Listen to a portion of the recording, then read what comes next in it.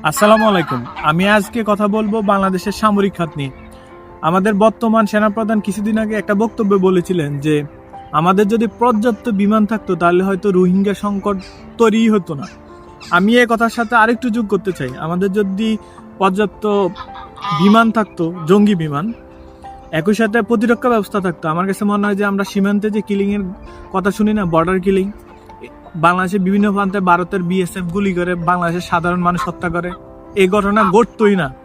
একই সাথে আমরা যে এখন পুশিনের গল্প শুনতেছি, এই ঘটনাও ঘটতো না যদি আমাদের পর্যাপ্ত প্রতিরক্ষা ব্যবস্থা থাকতো। দেখেন বর্তমানে আপনি সারা পৃথিবীর দিকে যদি তাকান, সব দিক দিয়ে আপনি যুদ্ধ ভাব পাবেন। এবং আমাদের পার্শ্ববর্তী রাষ্ট্রের যে বর্তমান সরকার প্রধান, তিনি তার রাজনৈতিক কারণে পাকিস্তানের সাথে একটা যুদ্ধংদেহী অবস্থা তৈরি করে রাখছেন।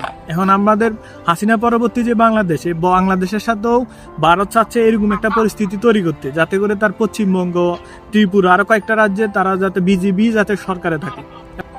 তো এটা থেকে আমাদের উত্তরণের জন্য অনেকগুলো পথ আছে এখন পর্যন্ত, কিন্তু আমাদের সরকার এগুলা নিয়ে আসলে সিরিয়াসলি ভাবতেছে না।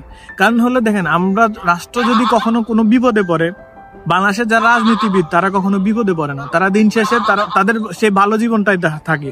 কিন্তু বিপদে পড়ে গ্রামের ওই খেটে খাওয়া কৃষকটা দিন আনে দিন খায় যে, অথবা বাংলাদেশের সাধারণ জনগণই এই বিপদটার মধ্যে দিয়ে যেতে হয়। তো এটা নিয়ে আমার কাছে মনে হয় সাধারণ মানুষই বড় করে শোরগোল তোলা উচিত যে আমাদের অন্তত পক্ষে, যেহেতু আমরা বিলাসবহুল কোনো সামরিক যান কিনা আমাদের অর্থনীতির সাথে যায় না, আমার কাছে মনে হয় অন্তত পক্ষে আমাদের প্রতিরক্ষা ব্যবস্থাটা কিভাবে উন্নত করা যায় সেদিকে আমাদের নজর দেওয়া উচিত।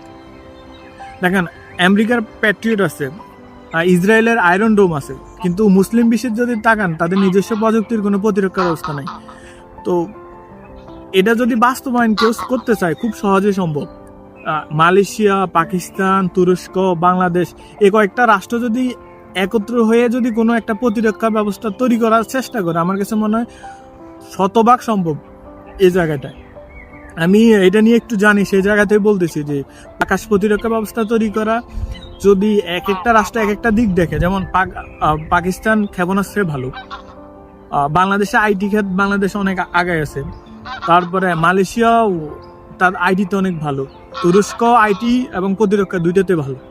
এই সবগুলা যদি এক টেবিলে বসে না, বিরাট জ্ঞান ভান্ডার তৈরি হবে। তো এই জায়গাটা আমাদের তৈরি করা সম্ভব, এবং হলো যে ভালো কিছু সম্ভব এখান থেকে, এটা নিয়ে ভাবা উচিত। তারপরে হলো যে আমাদের নিজস্ব ক্ষেপণাস্ত্র ব্যবস্থা, আমরা যদি কখনো কোনো বিপদে পড়ি, আমরা যাতে তৃতীয় কোনো রাষ্ট্র থেকে সহযোগিতা নিতে না হয়, যে যুদ্ধকালীন পরিস্থিতিতে নিজেদেরকে রক্ষা করার জন্য। তো আমার কাছে এটাই ফাইনালি মনে হয় যে আমরা সাধারণ জনগণ এটা নিয়ে কথা বলা উচিত, সরকারকে জবাবদিহিতার আওতায় আনা উচিত, সরকারকে বাধ্য করা উচিত যাতে সরকার জনগণের নিরাপত্তার দিকটা দেখে। সবাই ভালো থাকবে।